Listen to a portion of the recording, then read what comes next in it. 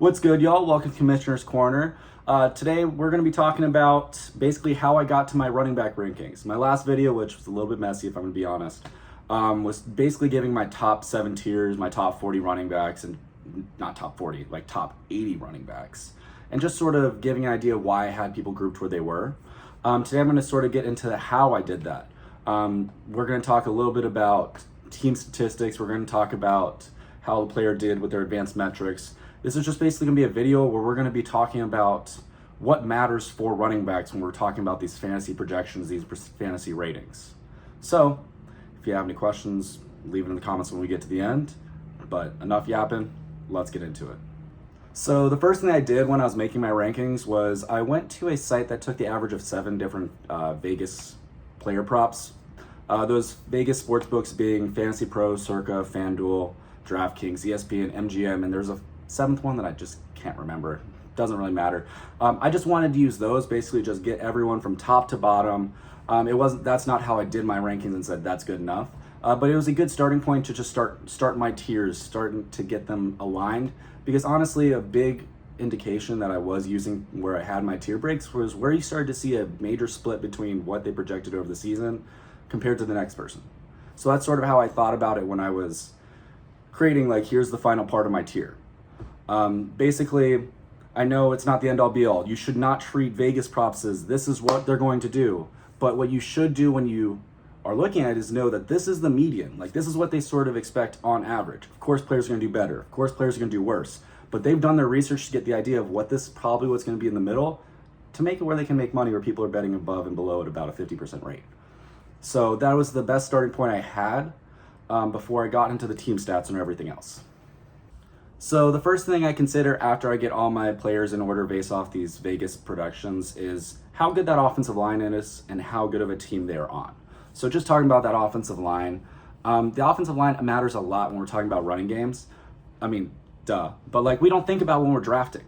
When we're drafting, we're thinking about the talent of the player. Like, what's the potential? Do they have a new coach? But we don't think about the fact that, like, a lot of running back production is just based off the team around them. And like, if the team is good, the running back's going to be good. That's why we target these guys in good situations. And a lot of the busts happen on teams that are bad. Just look at Saquon when he was on the Giants versus the Eagles. On the Giants, yeah, he had some great seasons, but like, he was a bust of all busts a couple years just because you couldn't trust the team around him. They would stack the box. There was no ball movement. He wasn't getting those touchdowns. Now on the Eagles, he's the #1 running back last year. So like, you need to think about these things when we're talking about our running backs. So when I put it in my rankings, the first thing I did is I went to a couple different sites and took their averages. I went to Sharp Analysis. I went to Pro Football PFF. I went to BDG just because I'm a big fan of BDG content. And then I went on Reddit and saw a very good article by Kaios Fantasy Football. He has some incredible information on Reddit if you ever want to look at it. Basically, and I just took their rankings and combined them, took the averages. And then I also kept Kaios's information off to the side because he broke down the offensive line in both their run block and their pass block. So I kept that in mind when I put it into my rankings as well. It's not the end all be all, but it was something that I wanted to think about. And it basically just meant as long as the offensive line was average or even slightly below average in a good offense, I didn't mind. It was mainly just a indicator for me to just get fully out on the running backs that have a bad offensive line and a bad team. And I don't have the information myself to get a lot of the ways they did their rankings because they talk about their pass block, like win rate, their rush block win rate, how many yards a player gets before they're have any contact. That's not information I can get actively myself right now. So I use them as a source, and that's why I take the rankings and I take the averages based off these people who are actively looking at this all day. Now, after I get done with these offensive rankings, the next thing I look at is the team.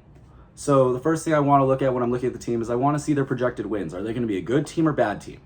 That really helps because good teams tend to get into situations where they can run the ball.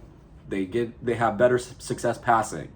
Bad teams just have some inconsistency week to week that I don't feel good about, and you have to look more at the matchup versus anything else. And after that, what I did was I found on Sharp Analysis as well, basically their offensive point per game projection. So their offensive points per game projection is pretty consistent year to year because we can sort of predict it based off the players on an offense. I don't look at the defense projection just because it's way more consistent year to year. Like good teams become average teams way too often. We think about the Bears always being a good team back when they had Urlacher or anything like that.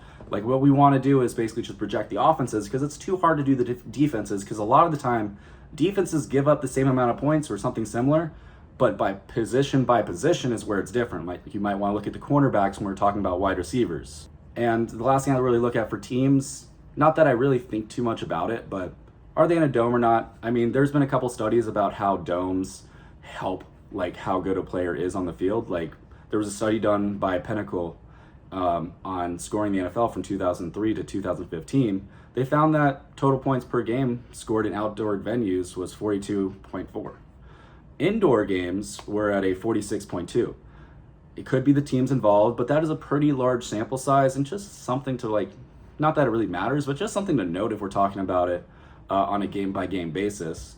But for my rankings, I didn't think about for my rankings. That would be more of something that I would think about game to game. What I cared about for my rankings for running backs were they on a good team and how is that offensive line that they're going to have to run behind. With the offensive lines ranked and the offenses as a whole, their points projections put in for players, the next thing I want to look at is how the players were on the field.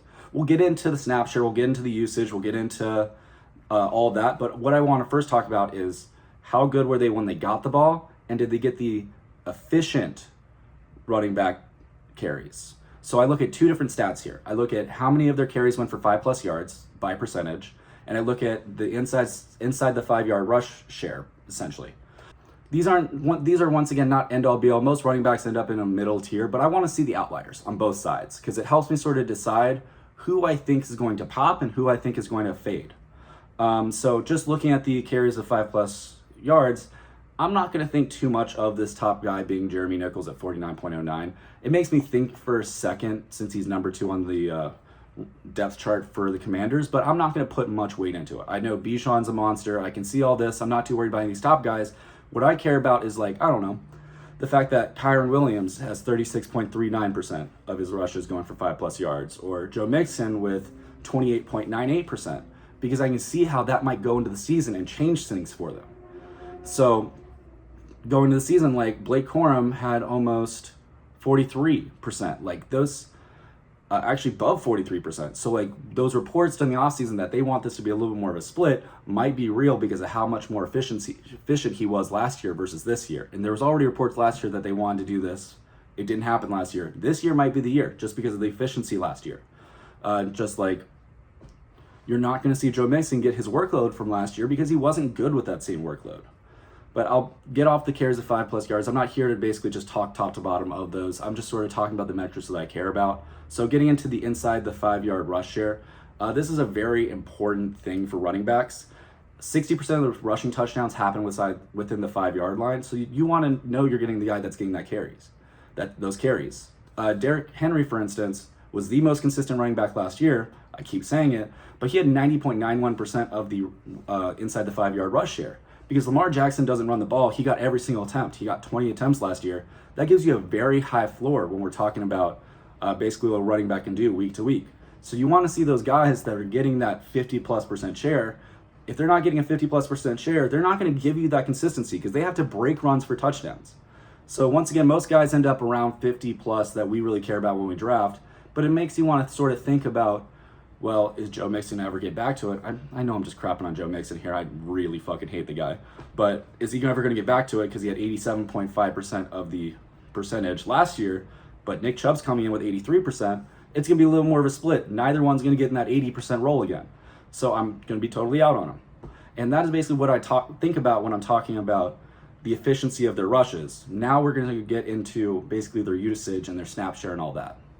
So when I talk about their usage, the first thing I really look at is what I call the utilization percentage. Basically, how many times were they on the field where they held the ball or they were targeted.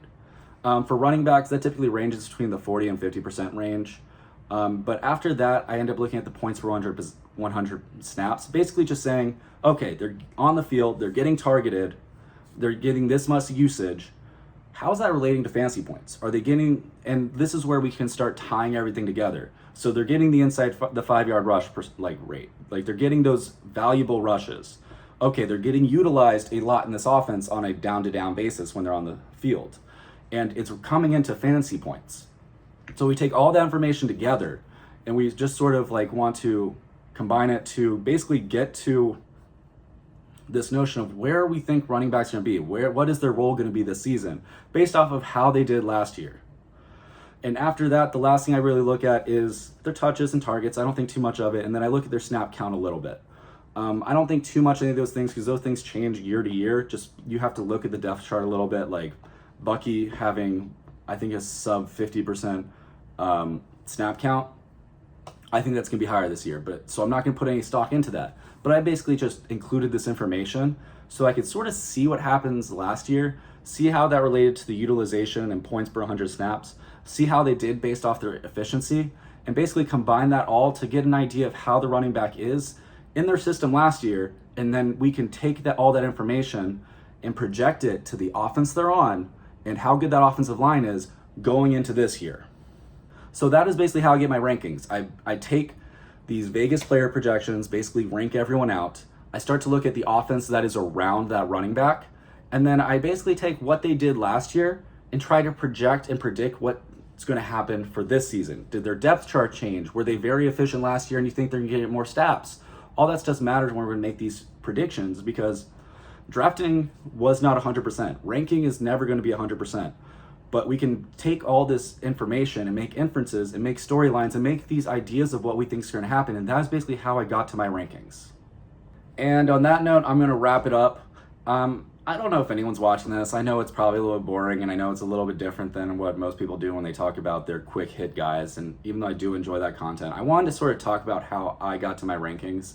I love analytics. I love being able to project and predict how players are going to do based off of all these advanced metrics and how I think their offenses are around them. I just think it's really cool. And I've been doing my own rankings for years. This is the first year that I thought it might be fun to just drop them and see if anyone might resonate with them. So if you did enjoy, please like, please subscribe, please comment, just saying if you want me to go deep dive in anything specific. I have some ideas, but I'm still trying to figure out where this channel is going to go. So with that, thank y'all for watching. Hope to catch you next time. Peace.